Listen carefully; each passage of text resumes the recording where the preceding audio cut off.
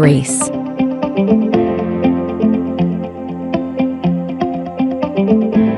Grace. Grace. Grace.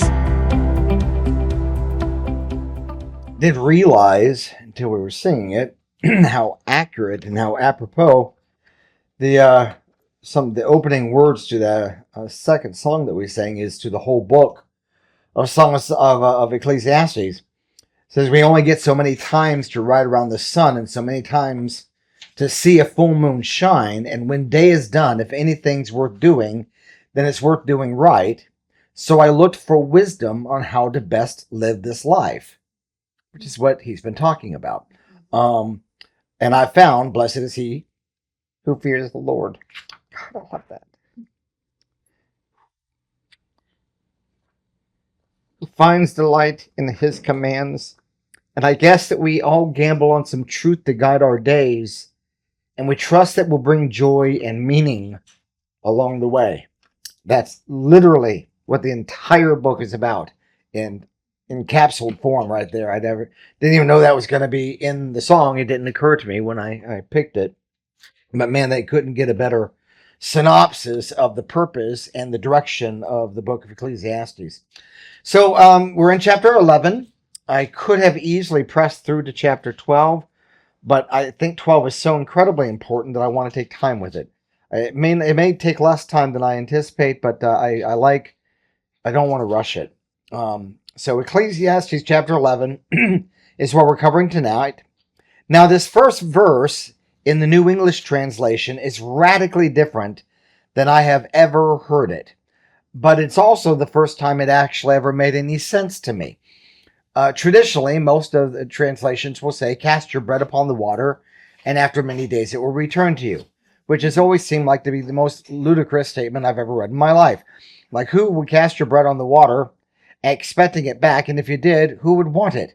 You know, it makes absolutely no sense. It's soggy, falling apart, it's nasty, and probably would not return in the first place, but be eaten by fish or birds or sink to the bottom. So it makes absolutely no sense read that way. And so I had no idea. I've never thought, I knew it has to mean something, but I'm like, I'm not sure what it is. I know the way the Pentecostal and so on charismatic movement always took it. It always, and they weren't entirely wrong, and yet they were. The idea that I always heard growing up was that if I will give, then it will be given back to me. Good measure, pressed down, running over. That is a truth. It's not the truth of this verse. And I do like the way the New English translation says it. It says, send your grain overseas, for after many days you will get a return. In other words, it's a verse about commerce. It's to export goods and receive funds back for those goods. That's all it's talking about.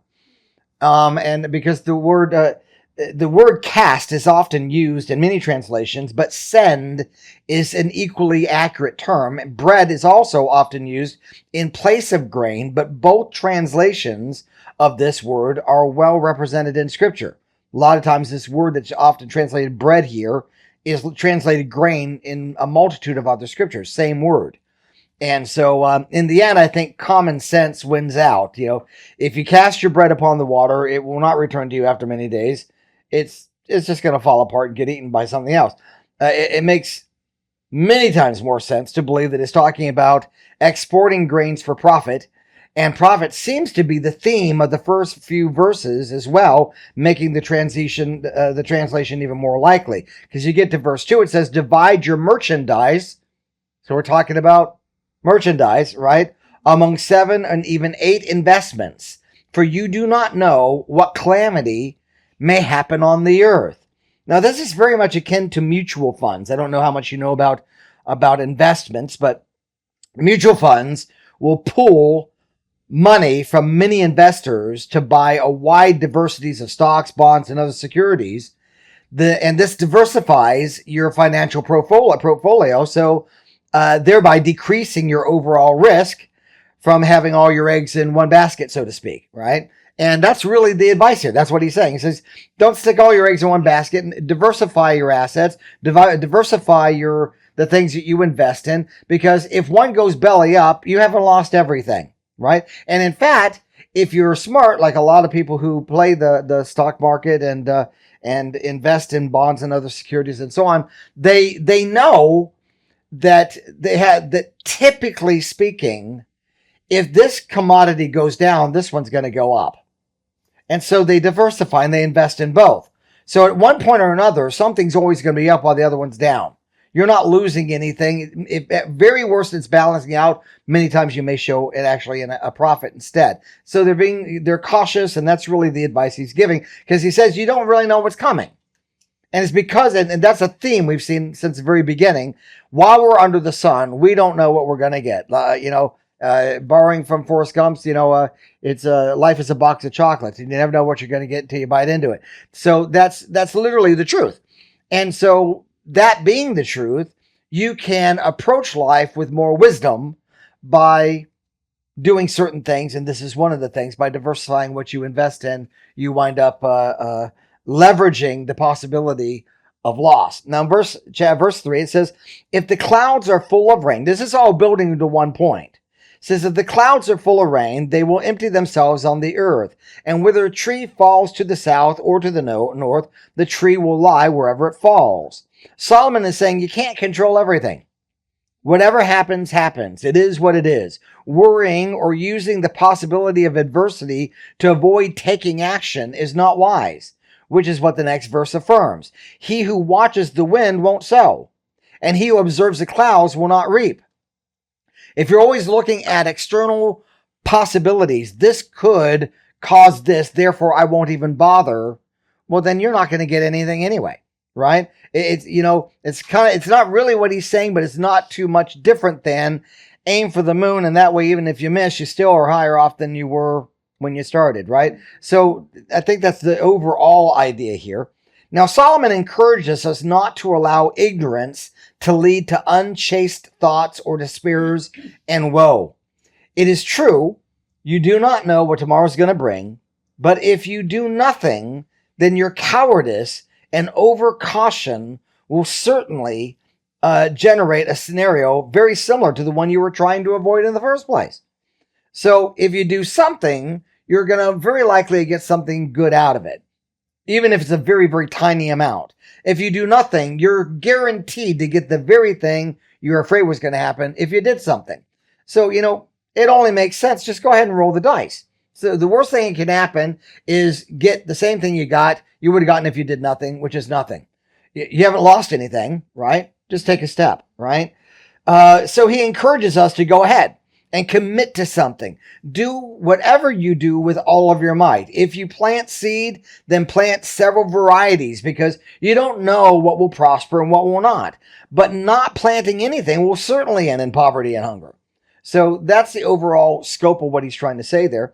Verse 5, but it also, again, it speaks to and builds on the overall point of everything in this book, which is while we are living under the sun, you have no idea what the outcomes are going to be. You can be a righteous person and bad stuff happen to you. You can be an evil person and have nothing but prosperity all of your natural life under the sun. But there's more to the story, because under the sun is not your entire existence. It's just a little tiny sliver of the eternity that you'll be spending. So he deals with ignorance and the fleeting nature of what occurs during this life through the whole book. And so he's really kind of bringing some of this to a head in these exact same same statements here. Verse 5 and 6 says, just as you do not know the path of the wind, or how the bones form in the womb of a pregnant woman, so you do not know the work of God who makes everything. Sow your seed in the morning, and do not stop working until evening, for you do not know which activity will succeed, whether this one or that, or whether both will prosper equally. Now, these are very practical statements regarding life and provision, which address motive and motivation, which becomes very, very important as we make the transition from chapter 11 to chapter 12. And you'll see why, because the word motivation is brought up later on. But it's very practical statements regarding the life and provision, which address motive and motivation, incentive, apathy, encouraging action, with caution. Do take action, but don't do it stupidly, right? Be cautious and be wise in the way that you take action. Verse 7 and 8. Light is sweet, and it is pleasant for a person to see the sun. So if a man lives many years, let him rejoice in them all, but let him remember that the days of darkness will be many. All that is about to come is obscure. There he goes further with that idea, right? You don't know what's coming. Light is sweet. It's pleasant for a person to see the sun, to have sunshiny days, blue skies, and birds chirping and all that. So if a man lives many years, let him rejoice in all those kind of days, because you're not going to have a lot of them, because of the fact that there's going to be days of darkness, and they will be many. And all that's about to come is obscure. You don't know what's coming the next day. I mean, Florida is a great place to live, to know that, because if you don't like the weather, just wait. It's going to change, right? Like it even more. Yeah. I don't really, I have to try to plan some of my work because it's outside based on what the meteorologist says. But I also know Florida. I've been here, unfortunately, my whole life. And knowing Florida, I know how to read the season a little bit. I can read the day pretty well. I can go out there in the morning, and if it's a hot, sunny, clear day, there's a sense of the fact that I'm probably going to have showers before 2 o'clock. You just know, because you've been living it long enough. You just have a sense. It's not just, we're not just talking about from habitual patterns, but you just know. I have times when the meteorologist will say there's a 60% chance of rain after 2 o'clock. I'm like, in other words, you mean it's not going to rain at all? Okay, thank you. Because I already know that. I know it going in. You just have a sense. You just know. And these kind of intuitions are a good thing to have. But the truth of the matter is, you don't know with absolute certainty.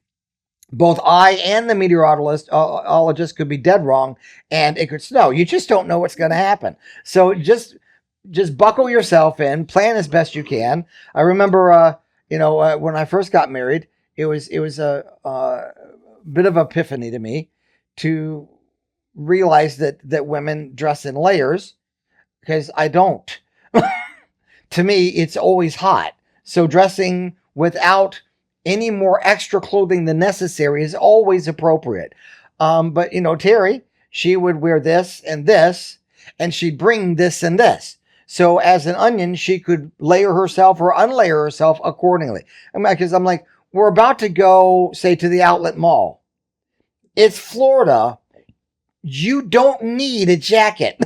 I'm telling you, it's 90 degrees outside.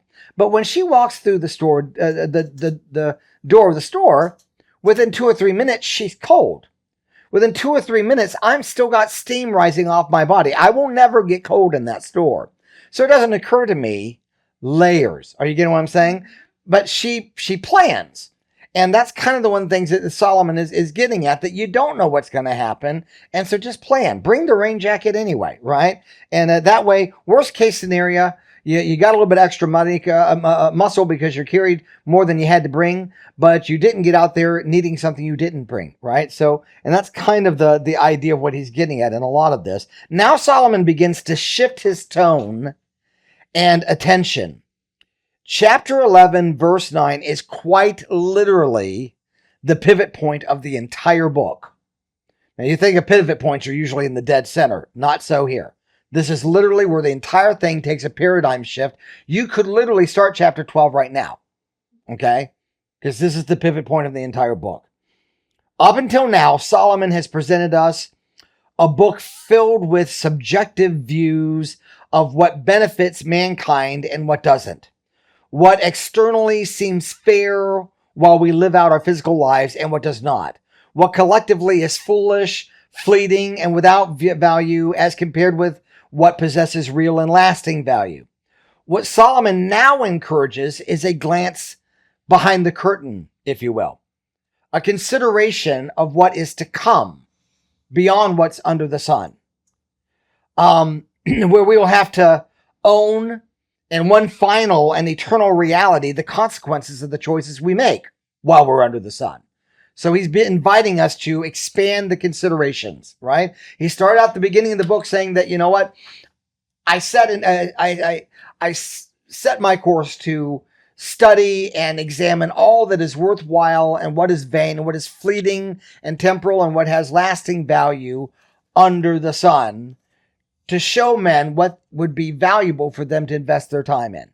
And up to this point, the only thing he's really said 2 or 3 times is, work, and I'm going to bring this up in a minute again, but work with whatever delights your hand. And then from the proceeds of your labor, eat and drink and enjoy, because this is the gift of God. And pretty much everything else stinks. That's pretty much it. And then you're going to die. I mean, that's the whole thing so far, right? And how unfair this seems. Now he's saying, I want you now that you're in Oz, look behind the curtain, see who's been talking to you, right? Now that you're here, now let's look at the consequences of these decisions and understand there's more to the story than we've mentioned up to this point, all right? So that's really where we are in verse 9. So, and this is where God's intentions in inspiring this book and Solomon's personal reasons for writing it begin to meet up with one another, okay? Because they are different. They were radically different. These closing verses will also serve as our beginning as an intro kind of to our verses that we're going to begin with next week as we work through the final chapter. There are distinct advantages to placing these last 2 verses at the very end of this chapter and starting fresh with a new thought in chapter 12, because that benediction lets you leave with a thought that is complete and leaves you thinking about it before you go on to chapter 12 and realize that chapter 12 is really just a continuation of the thought. It's a good thing to sit and ponder what he ends with this chapter before going on to the next. So there's advantages to just reading straight through. There's also a great advantage to pausing here and not going forward. So let's go ahead and look at verse 9. Rejoice, young man, while you are young, and let your heart cheer you in the days of your youth. Follow the impulses of your heart. This all sounds like terrible advice, by the way. Follow the impulses of your heart. When's the last time a good, responsible parent tells a child, run after the impulses of your heart? That's a good way to get them killed, right? But he's saying here, follow after the impulses of your heart and the desires of your eyes, but know that God will judge your motives and your actions. Oh, wait a minute. Now we're putting the brakes on. This is the first statement of balanced enjoyment with caution in the entire book. First one. Solomon has often concluded that it was best, that the best there is for mankind while under the sun is to busy ourselves with work which is best suited to our skills and which brings the greatest satisfaction and delight, than to take the proceeds of that labor and eat and drink so as to enjoy the short times of joy afforded you in this life. And he presents this as God's gift to us. Here Solomon continues with this same encouragement, especially when you're young and have the strength and vigor to make the most of it. But he cautions us to do whatever we do with a view to the fact that our actions are before the eyes of God, whom we will have to offer an account to. Interestingly, Solomon draws the height of his attention not to our actions alone, but rather to the motives behind them. That's why I told you to pay attention to the word motive earlier, right?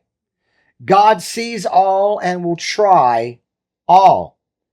This is the introduction to the book's conclusion, which drives our attention towards motives and actions which will best hold up under the scrutinizing gaze of our Creator. So he's introducing us now to the Creator. He's kind of mentioned it time and time throughout the book, but it's usually in things that he views as being kind of unfair, right? God comes in and judges things, and sometimes he judges it so it looks like the evil guy gets off the hook and the good guy lowers the boom on him. And a lot of this just doesn't seem fair, And so he brings up the Creator periodically throughout the narrative up to this point, but usually it's in expressions of things that, I'm not really sure where God's head is in all of this, because it doesn't seem to add up from my perspective, from a guy who lives his entire life under the sun. This makes no sense. it seems unfair. Now he's introducing our accountability before God as a sobering reality. But if we esteem, let me see. If we limit our enjoyment to things which God allows, sanctions, and smiles upon, and we do them in joyful respect to the giver of these gifts, then there's a reward for that. The eat and drink and enjoy, it is the gift of God. If you eat it and consume it and enjoy it as that, God's gift to me, I'm not only honoring the one who gave the gift, but I'm respecting him, even in my enjoyment, right?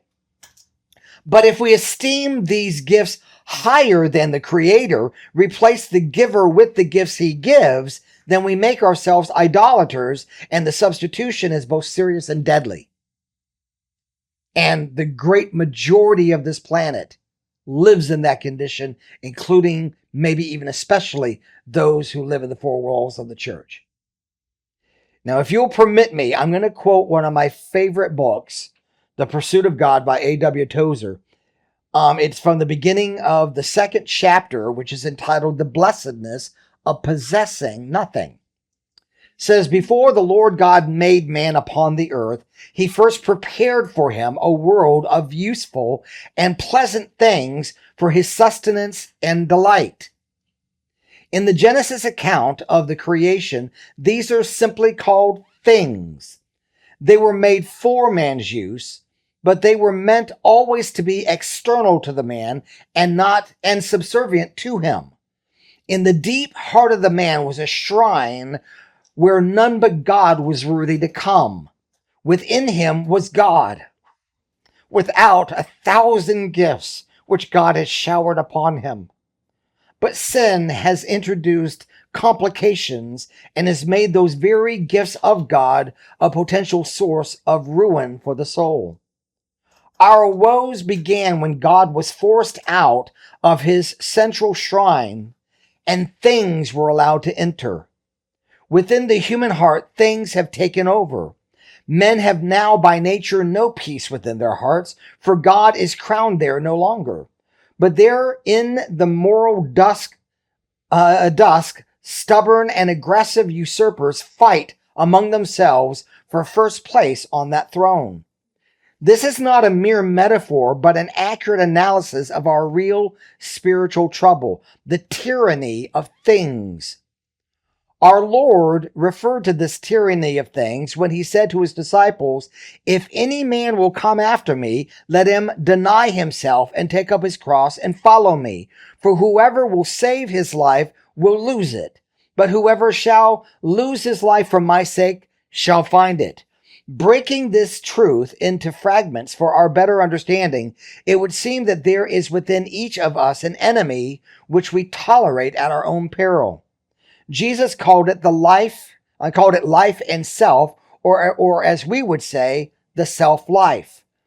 Its chief characteristic is its possessiveness. The word gain and profit in Jesus' words suggests this. To allow this enemy to live is in the end to lose everything. To repudiate it and give up all for Christ's sake is to lose nothing at last, but to preserve everything unto eternal life. And possibly also a hint is given here as to the only effective way to destroy this foe, and that is by the cross. Let him take up his cross and follow me.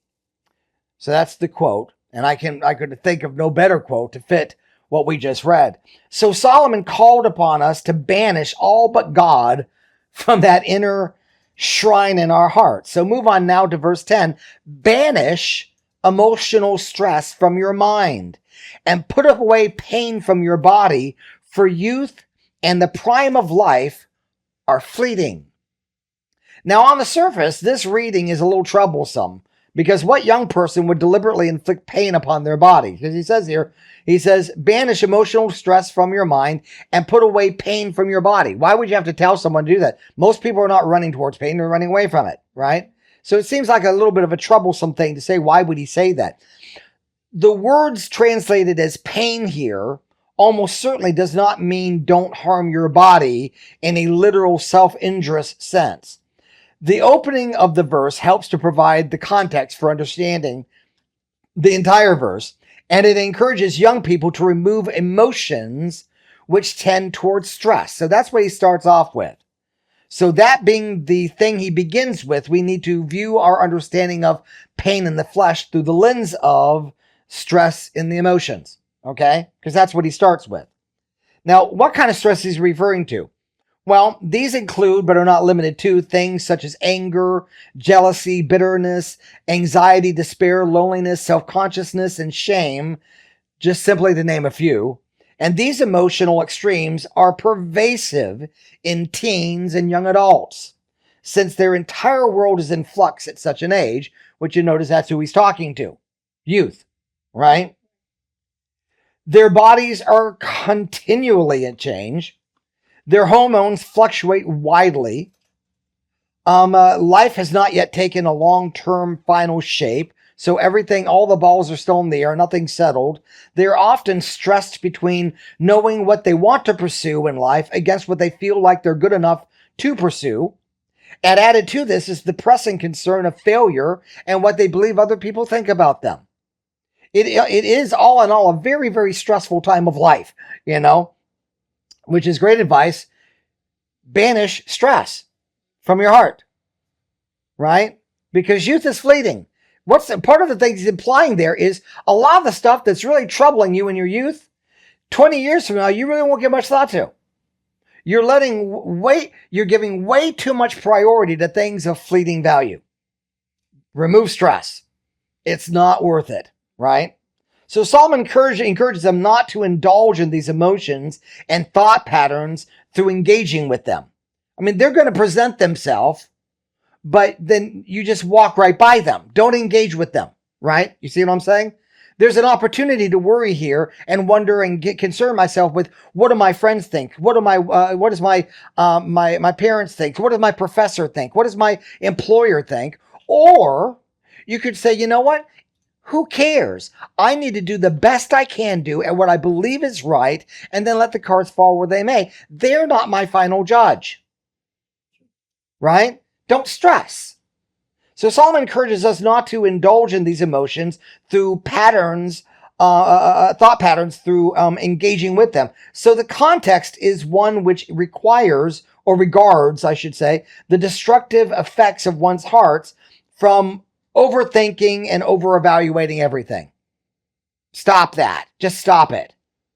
So when he shifts his attention to the body, it seems more consistent with the flow of thought here that this call is to remove harmful tendencies from their life, since the word flesh here can mean also extend to the whole person, or your entire physical existence. The word flesh can extend to that meaning. Okay? So remove harm or harmful tendencies from your entire existence. As such, this could include the type of wayward living that the young are particularly prone to. Staying up too late, indulgent consumption of food or alcohol, smoking and the use of drugs, overexertion, along with other forms of excessive behavior, including too much study or overworking or not getting enough rest. All of these things are things that young people and young adults going into college have a tendency to engage themselves in. And all of these have a destructive and harmful effect on the body, and if continued in, can become the adopted norm leading into your long-term adulthood. This is a pattern I established in. I just never got out of it. 20 years later, you're still this compulsive, driven person, and it is having a destructive, wearing away effect on your life. All of these have that same quality of destruction and harmful effect. As such, a possible paraphrase of this verse would be, take anger out of your heart and keep harmful ways away from your whole life, because youth passes quickly. In many ways, this seems to capture the moral and practical force of the verse better than a literal idea of bodily injury does. And now, it's no stretch of the imagination to consider that most young adults live as if they believe they are superhuman. When their heart gets broken over puppy love, they rebound relatively quickly and strong. When they fall, they don't typically break. When they overindulge, they tend to snap back pretty quickly. And this tends towards a mindset of indestructibility, but it's not going to last. Every adult in the world, in the entire world, said amen to that, right? I know all too well that in that environment of mental and emotional invulnerability, I guess you feel superhuman. Now, you don't think that. You're not thinking, I feel superhuman. But when you're an adult and you look back on it, you think, dang, I must have thought I was superhuman, right? Because they don't think anything's going to hurt them. It's easy to acquire habits in that environment, which will bring great harm later on in your life. Emotionally, I'm going to use myself in a few examples. Emotionally, I was pretty resilient as a young person. I didn't take much to heart if someone picked on me or put me down. In fact, I saw it as a challenge and would just deal it back. It was fun to me. I didn't see it as an attack against my character. It typically was just water off the duck's back to me. And I dealt it out with regular proficiency as well. And I wound up wounding and hurting people that I dearly loved. Because it never even occurred to me that kind of banter could actually hurt someone. Who would take that seriously? I mean, I never did. So I couldn't imagine, I couldn't conceptualize a person walking away wounded by my words. Their words didn't wound me. I just laughed it off. But my words were wounding other people. Not everybody, but some people were just responding the same way I would. But you ran the risk of hurting people and burning bridges with people who were precious in your life. Right? So this nothing ever hurts me, everything works right mentality of your youth doesn't always pan out. Sometimes it has long time consequences. Physically, in my youth, I fell off roofs, ladders, slammed car doors, completely shut on my fingers, bounced my head off of sidewalks, and always walked away with little more than a bump and a bruise. I mean, I never got hurt. I just never really got hurt. So when I got married, I thought nothing of, Terry will remember this, leaning a 30-plus foot extension ladder against a 3-story house where the bottom of the ladder was precariously balanced on the top of a workhorse on the bottom of an empty pool at an incline just so I could reach a fascia and paint it by myself without anybody else there. Never even occurred to me because Mark never gets hurt. Now, I'm not thinking in my mind, I'm Superman. If I fell, I would get hurt. I wouldn't get hurt. I wasn't thinking that. I just was testing everything on the way up the top of the ladder. I'm like, sure, I can do this, and just kept on doing it. Never thought a thing about it. Now, I would never do that. I wouldn't do that on a 5-foot ladder. But, I just had insanity kind of, bred into me when it came to doing things like that. But it worked. I mean, most of the time it worked. I didn't get hurt, and it only added to my superhuman view of life. Another time, however, on a much shorter ladder, on an A-frame ladder, I balanced myself on one foot while holding a plastic sheet up on the ceiling with this hand, and this foot. And while a guy was spraying popcorn acoustic ceiling on the ceiling of an apartment we were working on. I saw nothing wrong with that because if you ever use a hopper and you spray that, it creates a vacuum and it would suck that plastic up in it. So you have to pin it to everything so that doesn't happen. Well, I have 2 hands and I've got an extra appendage here. I'll just put my foot over there and just balance on the ladder. Well, of course, this is one time it didn't work. I fell. My ladders got twisted inside the ladder and I fell down on top of a very hard tile floor. And I got up and my knee hurt excruciatingly. But even still, that wasn't enough to teach me a thing because I never get hurt. I'm not lying to you. The first thought in my mind was, oh, it'll go away. I'll feel better in a few minutes. I mean, it was excruciating pain, but I thought, well, it'll go away. It always goes away. And so I just got up and I walked on it for another 4 hours. And before my wife came to pick me up, because that was the time when we only had one car and I was working for another guy, she came to pick me up. My knee had swollen up to the size of a cantaloupe, and I could put zero pressure on it whatsoever without feeling I was going to pass out. Even still, the elevator had not reached the top, because when I get into the van, through a huge amount of effort, I kind of chuckled it off, because I just knew, it'll be better by tomorrow. I'm going to wake up and my knees could be perfectly fine. I couldn't have been any more wrong. I mean, it was damaged very badly. Should have probably gone to the hospital, but no, I never did that either. So I just waited until it got better, which was weeks. But, my point is that my knee got really hurt because I was living under patterns I'd established in my youth when I was indestructible, when nothing ever hurts me. You know what I'm saying? And these things can manifest both in emotional areas and in mental areas and in physical areas. And it's a bad thing. I did the exact same thing with my rotator cuffs, and I damaged both of them at the exact same time, so that for weeks I couldn't use my arms at all, period. I mean, I couldn't even brush my teeth. I could do nothing because I couldn't lift it up. I mean, this is as high as I get either one of my arms. That was it. And it's because I was walking on top of pallets stacked 15 to 20 feet high in where I was working, carrying 50-pound bags on both shoulders and jumping from pallet to pallet to get down where I needed to be. And one time I fell between the pallets and whipped both my arms above my head and tore both rotator cuffs.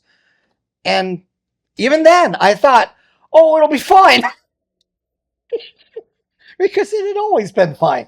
So, you get the idea. I mean, a little tiny bit of humor, but you get the idea that these kind of things cause problems. So in your youth, avoid all this. Think ahead, plan, which goes up with the earlier things we read earlier. Don't put all your eggs in one basket. Plan, make sure that you're looking at all angles before you, look before you leap, all of that. So I can say that this is a wise word of caution from Solomon, not only in the more obvious and practical areas of life, like I just mentioned, but in the more subtle ones as well.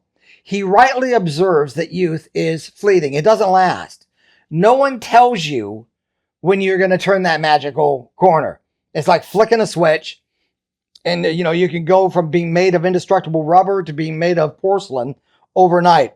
And the transition is made none the easier due to this bloated superhuman mindset that you adopted when you were younger. So without overnaturalizing Solomon's warning, the verse is part of Ecclesiastes' greater advice to enjoy youth responsibly, while remembering that your youth is not going to last that long. So do not let youthful passion turn into anger or bitterness or reckless behavior, or the kind of trouble that poisons your whole mind and life. Because more often than not, once the pattern is set, addictive behavior becomes the norm, and the harm is both cumulative and irreparable. So that's what he ends with. Real nice, pretty thought. Going into chapter 12, which actually really boosts you up into the stratosphere with where he's headed with this, okay? Which is really very good stuff. But it was good to ground us in some common sense first. Are you hearing what I'm saying? So we're not going to, but if you were to turn the page, you'd say the first word is so. So he's building, isn't he? So remember now your Creator in the days of youth. Keep your mind on him. Enjoy yourself. Nothing about this was giving the lie to, I want you to enjoy yourself in your youth.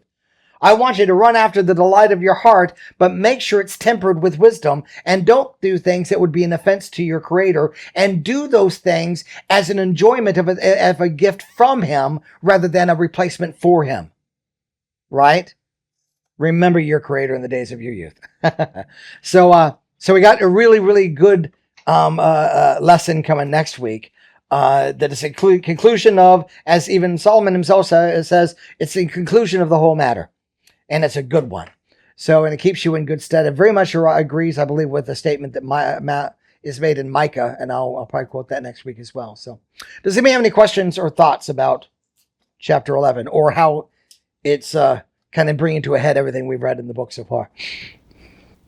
Is there a contrast? Is he contrasting here when he said in verse 8, let him remember that the days of darkness will be many? Mm-hmm.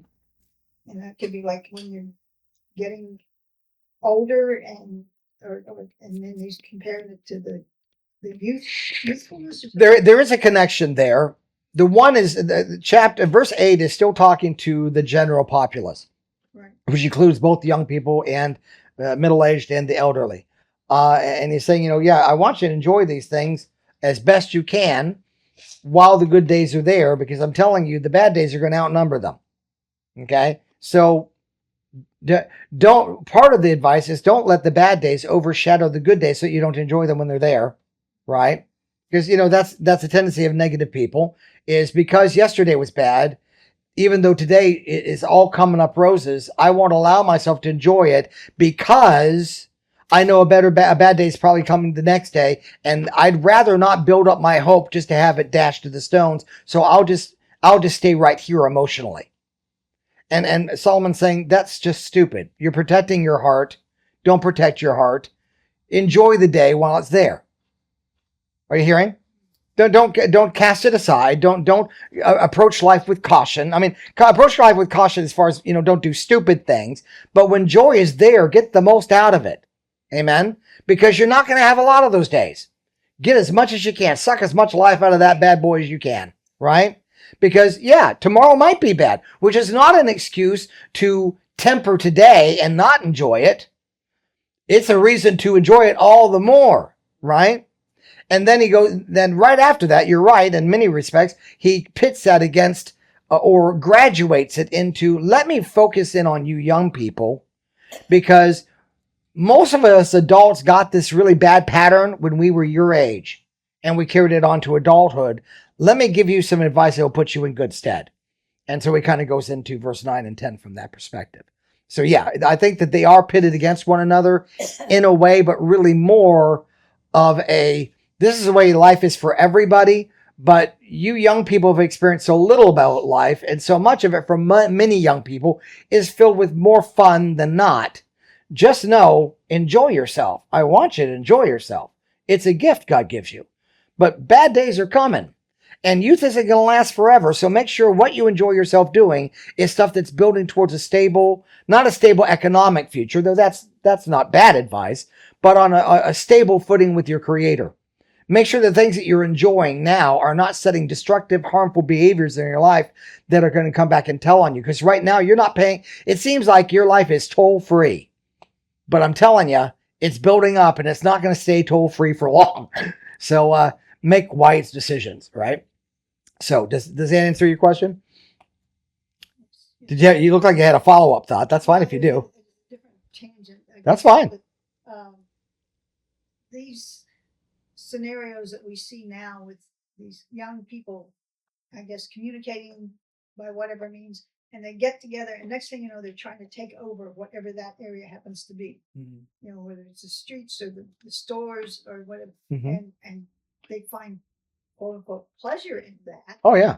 Which is, but it's destructive behavior. Yeah, absolutely. Yeah. Ways. But, yes. Is that being something that's attributed to a lot of social media or just easy No. access to? I mean, social media adds to it to some degree, but it does as much to detract from it as it does to build on it. There's as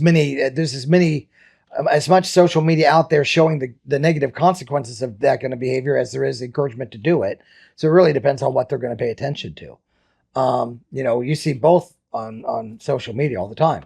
These kids did this and this kid died because of it. These kids did this and they wound up in jail because of it. But most kids are not going to pay attention to that post. They're going to pay attention to the fun part. So Solomon's telling them, pay attention to the yin and the yang. And then make some good decisions out of the middle of that. So, example comes to mind, the street, what is it? Street racing. Mm-hmm. Yeah. Oh yeah, it seems innocent enough. Yeah, I mean it's just some harmless fun. No one's gonna get hurt, but you don't know that no one's gonna get hurt. And beyond that, depending on where you are, if you're in the county as opposed to out of the county, it's also illegal. So yeah, absolutely. So and of course, usually it doesn't end there. It usually starts with having one or two beers beforehand. So mixing the two makes it all the more stupid. And it's that kind of thing that Solomon, in some respects, is kind of aiming at. God wants you to enjoy yourself, but he'd like you to live through it. He'd like you to be smart enough to not do something permanently stupid. Go to these races and preach that right there. Yeah. So yeah. But the truth of the matter is, the older we get, our stupidity just shifts different forms. We still do pretty dumb stuff. We can't just blame it all on youth, but youth, we're just more filled with stupidity and less caution than we are in our older age, but still. Youth makes you're more durable than you. Yeah, you are. No doubt. You fall off a roof and you pick yourself and you're okay. Mm-hmm. you fall off a step when you're old, and yep, you're out for a couple. That's weeks. right. Yeah. That's absolutely the truth. Yeah, I did that a couple of years ago when I was putting up boards for hurricanes, and I thought I was on the last rung of the ladder, and I was stepping back to hit the ground, and I was actually 2 rungs up. So it still was only like a foot and a half. Instead of it being 6 inches, it was like a foot and a half. But that little bit was enough to make my knee bend the wrong direction, backwards, and pop my knee out of joint. And oh Lord. But so yeah, I was real close to having another knee problem because of that. And it was the same knee that I threw out years ago. That if I hadn't been dumb, that probably wouldn't have even been a problem. But it's weak. So yeah, just little things. But falling off a roof in my youth probably wouldn't have bothered me at all. But you know, a foot and a half could be deadly now. so yeah, no doubt about it. Praise God for giving you grace and mercy. I'm sure your wife was grateful. Yes. She was Well, and you know, I'm grateful that also that the Lord gave me some common sense when I got married. I mean, it was something I eased into. I didn't get all at once, but I got realized after I began to get hurt and the hurt stuck, you know, it didn't just go away. I realized, you know what, if I keep doing this, she will have no provider at all.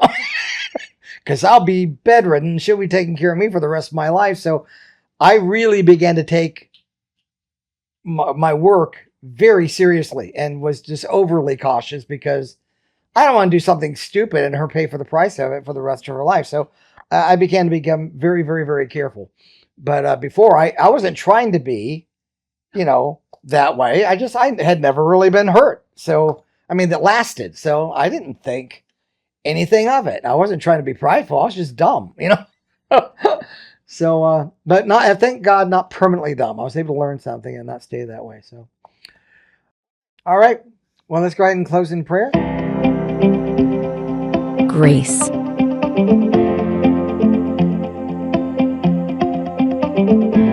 Grace. Grace.